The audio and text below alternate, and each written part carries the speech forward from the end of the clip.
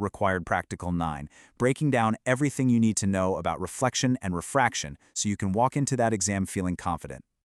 Okay, first section. Every good experiment starts with knowing two things. What's your mission and what's in your toolkit? So, what are we actually trying to do here?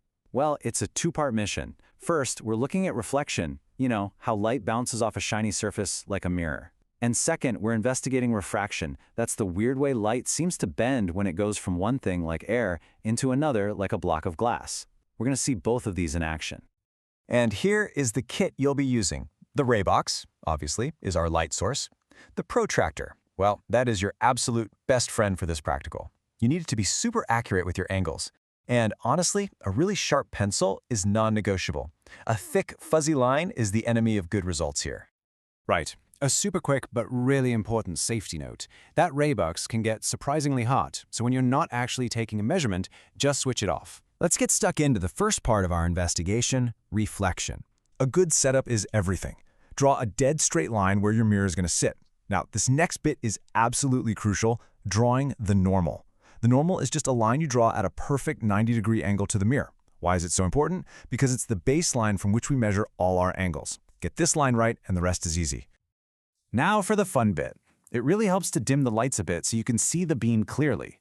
You're going to aim your incoming ray of light, we call that the incident ray, right at the spot where your normal line hits the mirror. Then, with that sharp pencil, you're just going to mark the path of the incoming ray and the outgoing reflected ray with a couple of small crosses. And once you're done, your paper should look something like this. You just connect the crosses to draw your straight lines. Now, to measure the angles, you line up your protractor with the 0 on the normal line. The angle between the incoming ray and the normal, that's your angle of incidence. The angle between the reflected ray and the normal, that's your angle of reflection. Now for part 2 of our mission. We're moving on from light bouncing off things to what happens when light goes through things. This is refraction, the bending of light. So the setup is a little bit different this time. You're going to put your glass block on the paper and draw a really neat outline around it. This is super, super important. Why? Because if the block gets nudged, you can put it back in the exact same spot. Once you've got your outline, you do the same as before. Draw your normal line at 90 degrees to the edge of the block. Okay, ray box on. Shine your beam of light so it hits the block right where the normal is. Mark that incoming ray. Now, you need to see where the light comes out the other side. We call that the emergent ray. The best trick for this is to mark its path with 2 crosses, one right near the block and one a bit further away. This just guarantees you can draw a perfectly straight line later on. Right, lights on, block off the paper, now you just connect the dots. You've got your incident ray going in and your emergent ray coming out. But here's the cool part. When you draw a line connecting those 2 points through the block's outline, you reveal that hidden path the light took inside the glass. That's the refracted ray, and the angle between that ray and the normal is your angle of refraction. We've done all the drawing and measuring. We've got a bunch of angles on a piece of paper, but what does it all actually mean? For the reflection part, the big takeaway is beautiful and simple. Your results should show time and again that the angle of incidence equals the angle of reflection.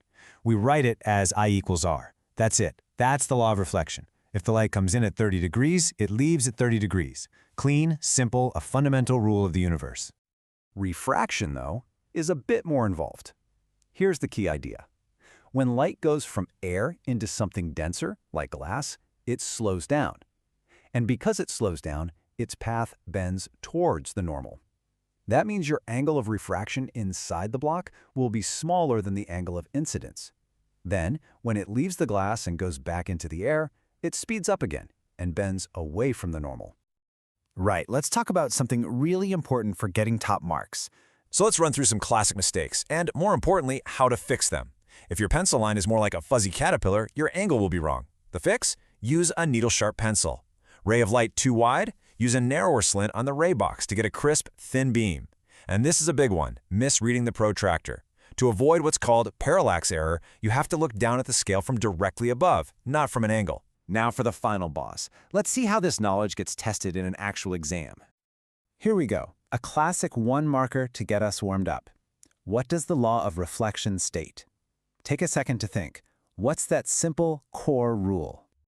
And there's your answer. For that 1 mark, you need to be precise. The angle of incidence equals the angle of reflection. Simple, direct, and gets you the mark every single time. Let's step it up. A 2 marker. The key word here is describe. That's a clue that you need to say more than just one thing. So what are the two key changes that happen to that ray of light as it enters the glass? And this is exactly how you get both marks. Point 1, you have to say that the light ray slows down. That's the cause. Point 2, you then say what the effect is. It bends towards the normal. You need both of those points for the full 2 marks.